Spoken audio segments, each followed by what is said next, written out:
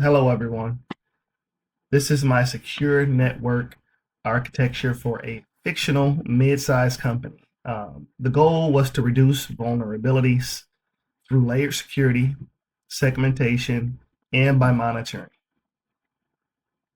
I'm going to walk you through each component, how traffic flows through the network, and then I'll cover my GVM scan results and what they mean for both today's networks and for newer technologies. Next, I'm going to explain a few of the components, basically how they interact, and we'll kind of walk through that step by step together.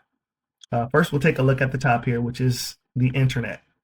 This goes right into router one, which then goes into firewall one, or the perimeter, as you see.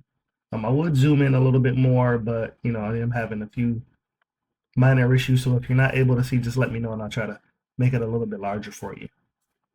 But basically, as you can see at the top, we have the internet connecting into router one, which is the edge router. Its job is basic routing and helping direct inbound and outbound traffic. From there, it hits firewall one, which is the perimeter firewall. This is the first major control point, and anything coming from outside gets inspected here before it can reach any of the internal sources. Also, you'll see the DMZ box. So after firewall one, we show you the DMZ, which basically is a excuse me, a controlled buffer zone. Anything that needs to be reachable from outside pretty much goes here, not inside of the corporate network. Next up, you'll kind of see the proxy server. The proxy server basically sits at the DMZ and it kind of acts like a gatekeeper for the web traffic. It filters things out and it kind of logs traffic, enforces browsing policies, and it helps to prevent any direct connections from users to risky external sites. You'll also see here the email server. The email server is also in the DMZ, as you can see, because the email is exposed to the internet and is a common attack path. So we keep it in the DMZ, which reduces the chance that some phishing things might take place, or or that it can get exploited, or that it leads to internal systems.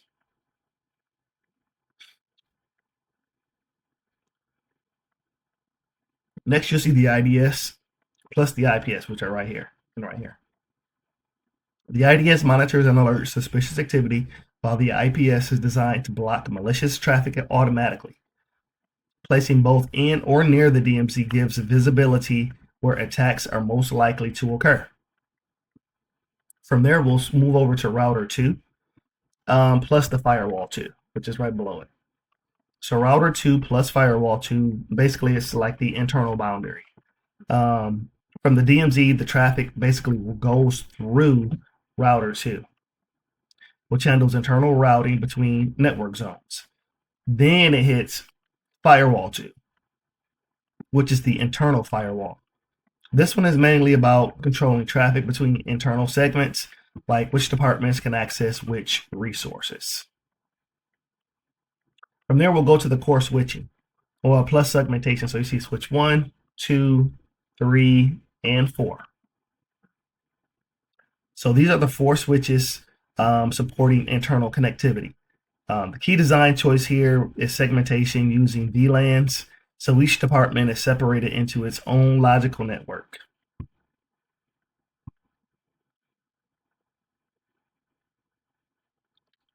And then we'll move right along to the air-gapped R&D system, which is right down here at the bottom. The R&D this is where the air-gapped system is. Basically, this is a separate machine that is not connected to the network at all. It's pretty important just because R&D data is often higher value, and the air gap creates a true physical barrier against remote compromise. Next up, I ran the GVM scan results. I'll bring that over here shortly. I did have a small technical difficulty, but basically, after I ran the GVM scan, the GVM full and fast vulnerability scan across my VirtualBox infrastructure, basically what the GVM was doing was checking each host for host ports, services, and known vulnerabilities or misconfigurations.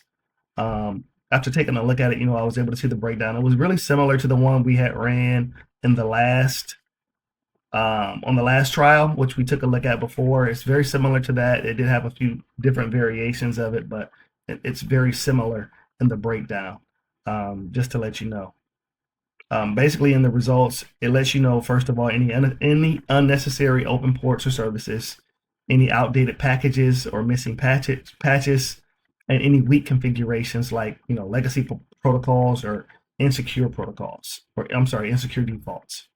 For example, I saw a finding that pointed to services that don't need to be exposed on the lab for the VM. And those would be easy wins to harden by disabling services, limiting ports to the firewall, and applying updates. And basically, the bigger takeaway is that the GVM helps confirm whether the security design is actually reducing exposure. Because if segmentation is working correctly, each VLAN should show limited reachability and smaller attack surfaces. So that kind of ties right back into the diagram here. As you can see, this is also where the network diagram matters. So scanning a segmented network should show fewer paths between systems and less lateral movement options for the attackers.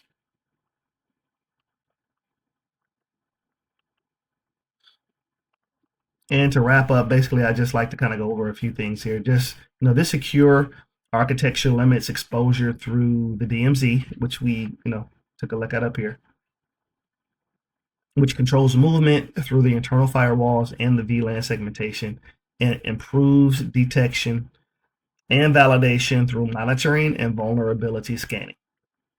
The GVM scan confirms what needs to be confirms what needs hardening, and the design principles still hold as networks evolve into cloud and software designed environments. Well, we'll take a deeper look at this in later classes, but at the moment, I did want to share this with you. Thank you for spending time with me today, and I hope you have a great day.